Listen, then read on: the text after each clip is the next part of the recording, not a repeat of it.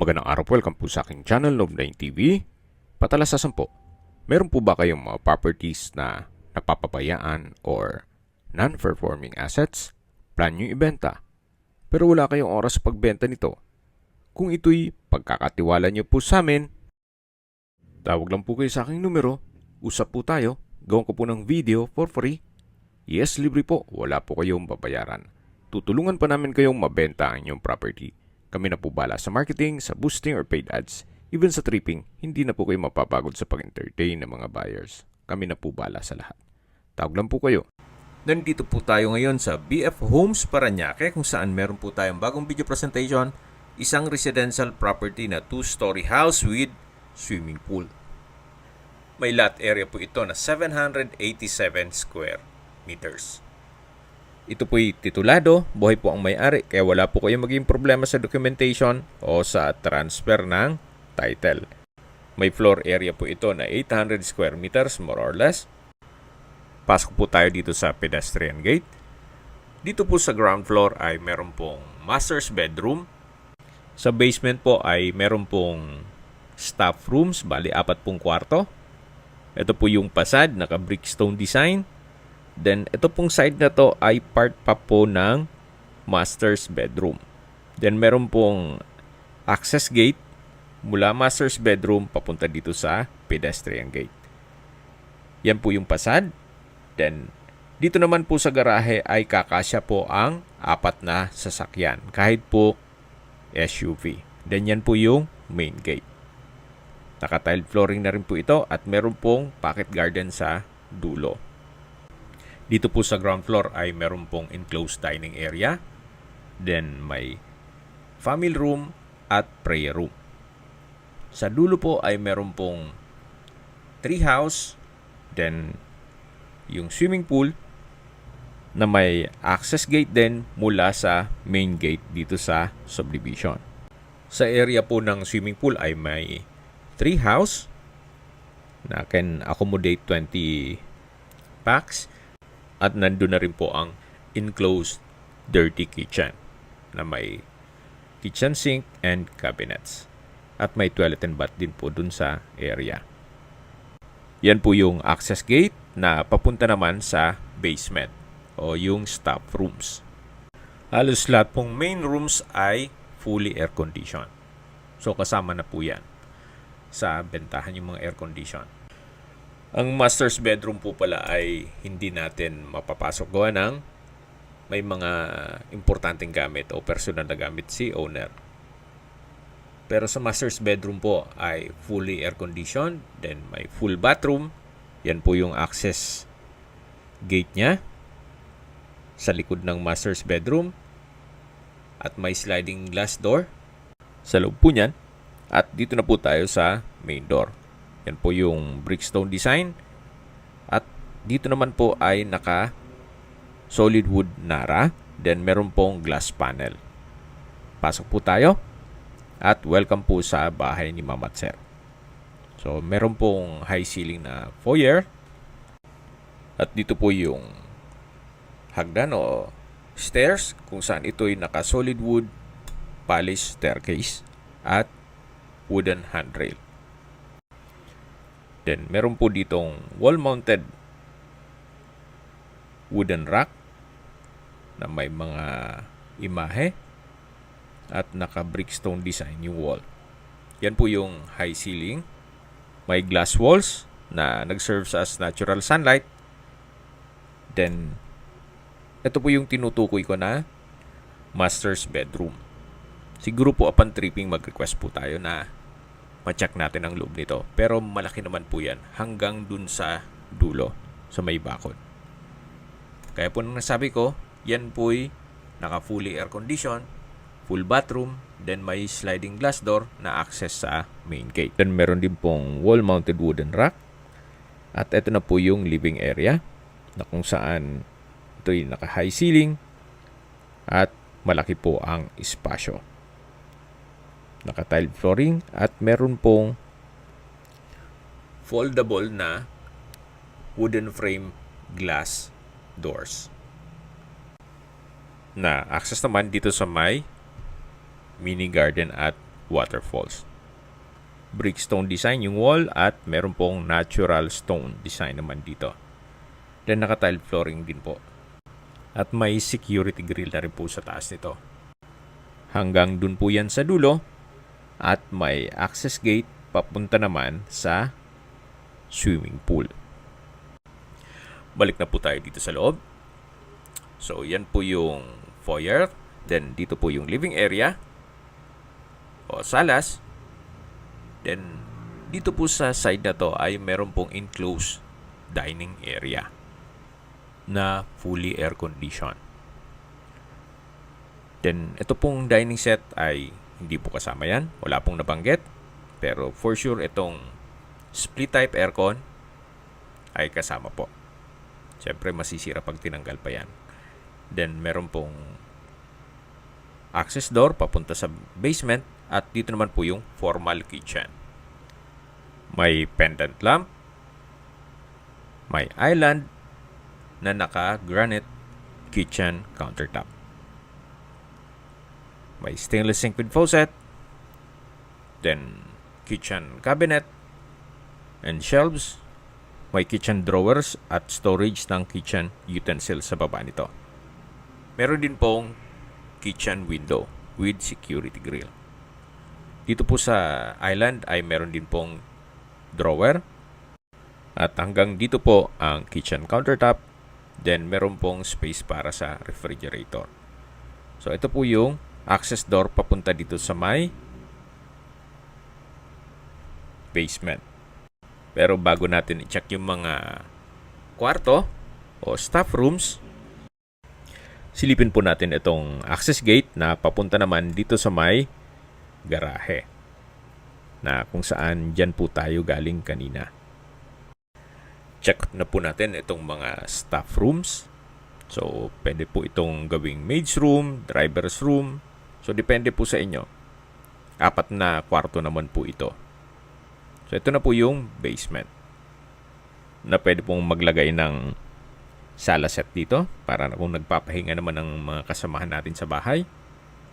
At ito po yung unang kwarto. Malaki naman po ang spasyo nito. At lipat po tayo dito sa pangalawang kwarto.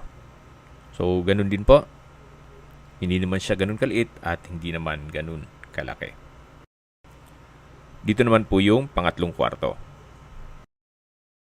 At ito naman po yung pang-apat na kwarto. So, ito po yung 4 na kwarto na kung saan dito po pwedeng maglagay ang inyong mga kasambahay. At yan po yung dirty kitchen na pwede nilang paglutuan na may kitchen countertop at sa dulo po yung banyo o toilet and bath. Balik na po tayo dito sa loob. So mula po dito sa dining area, yan po yung living area. Check po muna natin itong powder room. Naka-solid wood door. May bathroom countertop. Hand wash basin, malaking vanity mirror, bathroom cabinet, bathroom window, water closet, tissue holder, at may exhaust fan. So, naka-tile bathroom wall po ito from floor to ceiling. Paglabas nyo po, yan ulit yung living area at lipat po tayo dito. So, dito po sa areang to ay enclosed din ito para sa entertainment area. High ceiling siya, then fully air conditioned, then may family area, at access sa prayer room. So, meron pong prayer room dito sa dulo.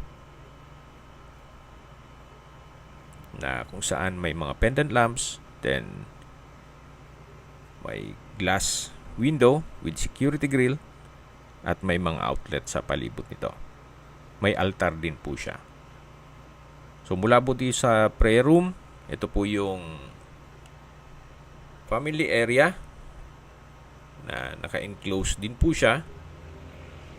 Then naka natural stone design at dito naman po yung tree house at yung swimming pool. So, ito po yung entertainment area. Wala naman pong nabanggit kung kasama yung video okay. Ito naman po yung kabana at yan yung steel gate na papunta sa mini garden na pinakita ko sa inyo kanina.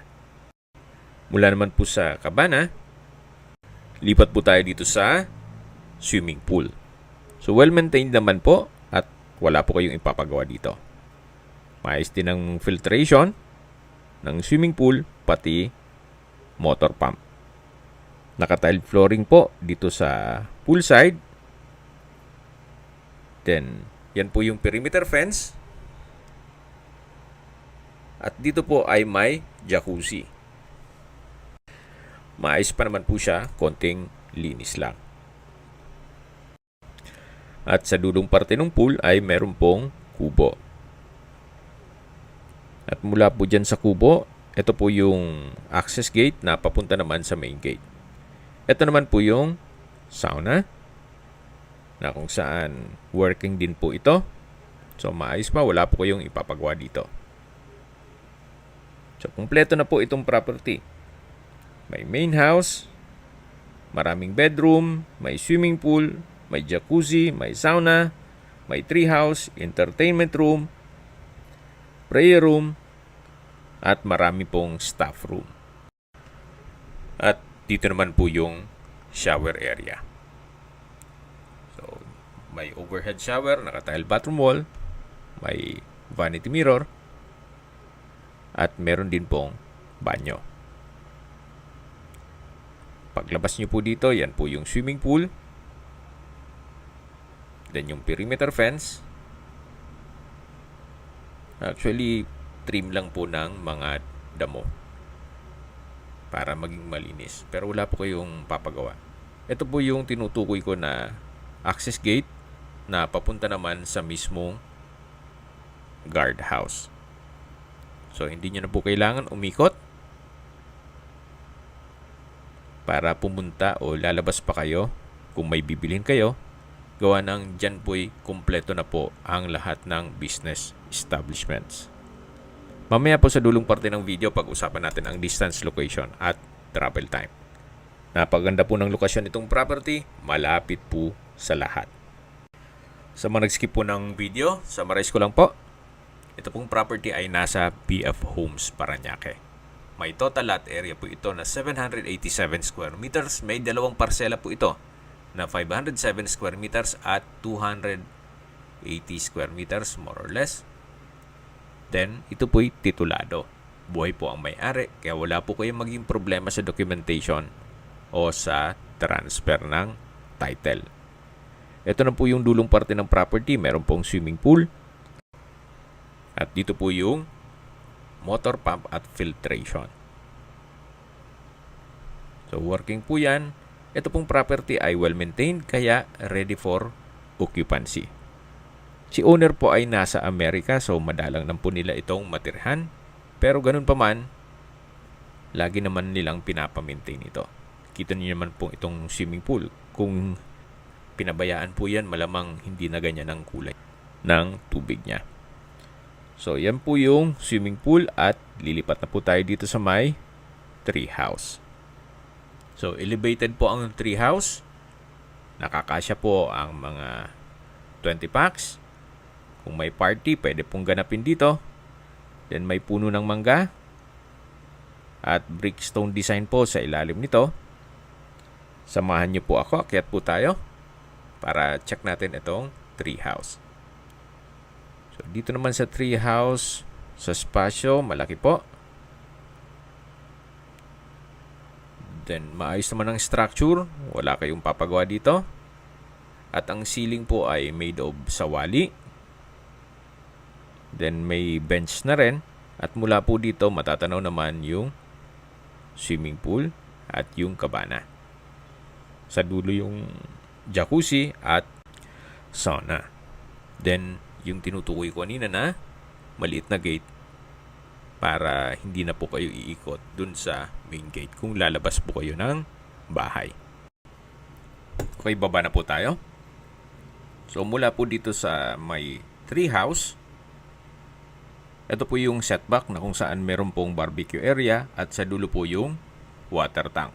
Yan naman po in case ng water shortage.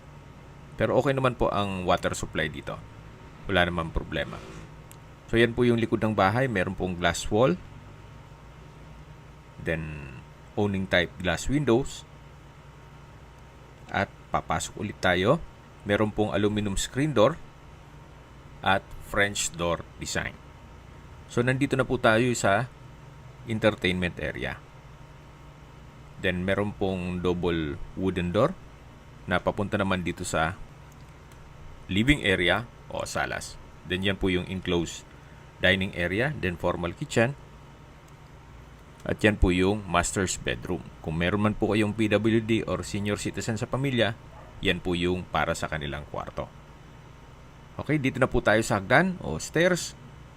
Nakapalis po itong wooden staircase at wooden handrail. Samahan niyo po ako, akyat po tayo. Nandito na po tayo sa second floor.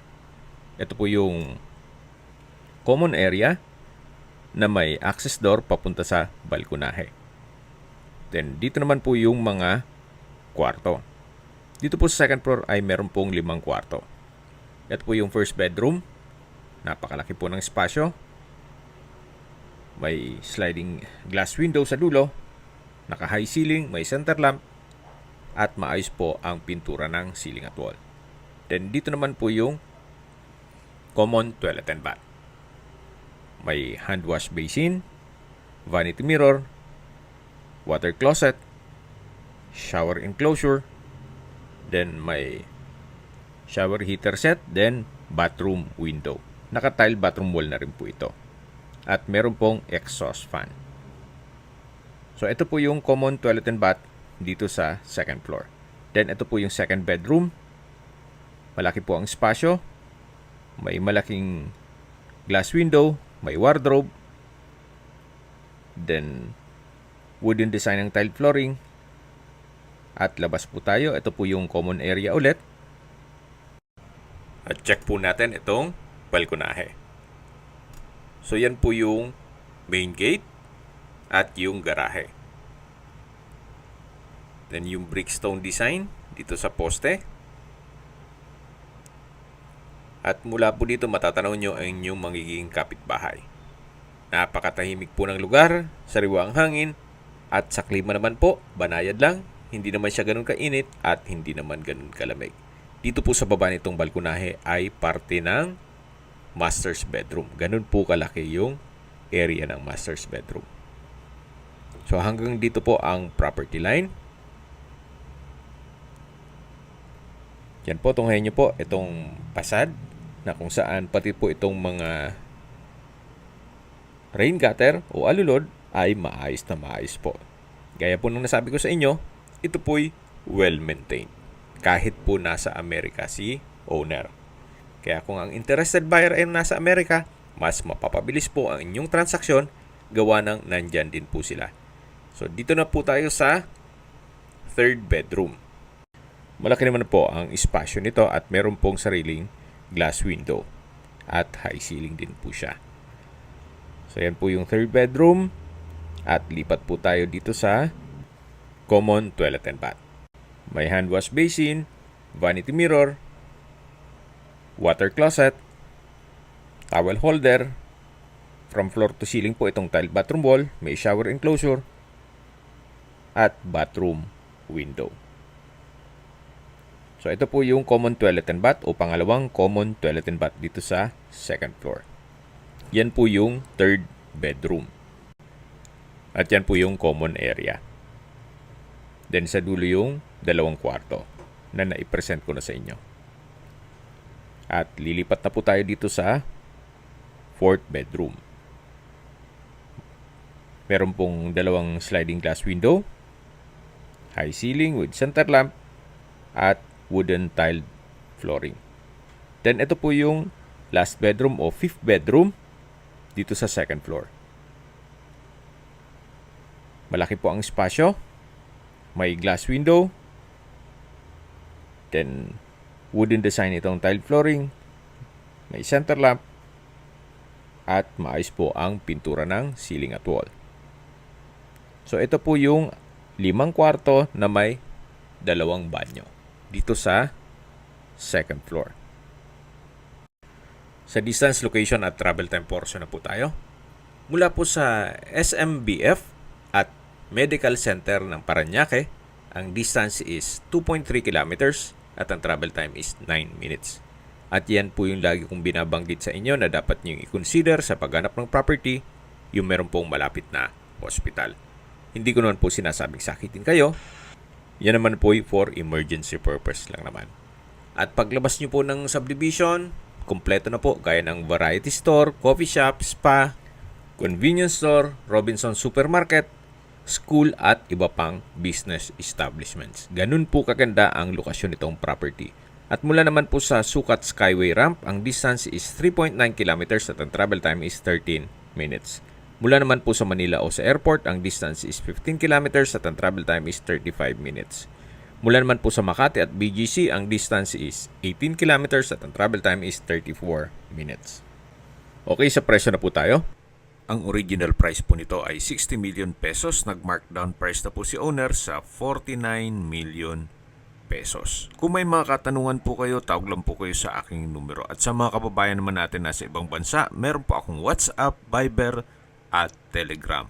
Same number lang po, 0917-316-3399. Sa mga nagtatanong naman po ng aming Facebook, meron po aming Facebook page na Nov9TV at Facebook Real Video. Meron din pong TikTok at Instagram. May ibang YouTube channel po kami, the Nov9TV channel, Nov9TV Listings, Nov9TV On The Spot, Nov9TV Updates, at Nov9TV House Rental. Sana po naibigyan nyo ang video presentation. Paki-like and subscribe na lang po sa aking channel para ma-update din po kayo sa aking future listings. Kung sakali po hanap nyo yung mas malaking sukat ng lupa, meron din po kami ibang listings na pwede nyong pagpilian. Huwag po kayong mag-atubiling tumawag sa amin. Then, let us know your budget para malaman namin kung anong property pwede naming ilog sa inyo. Sa lahat pong viewers, subscriber at nagtiwala po sa amin, salamat po sa suporta. Ingat po kayo lagi at yung pamilya. Maraming salamat po.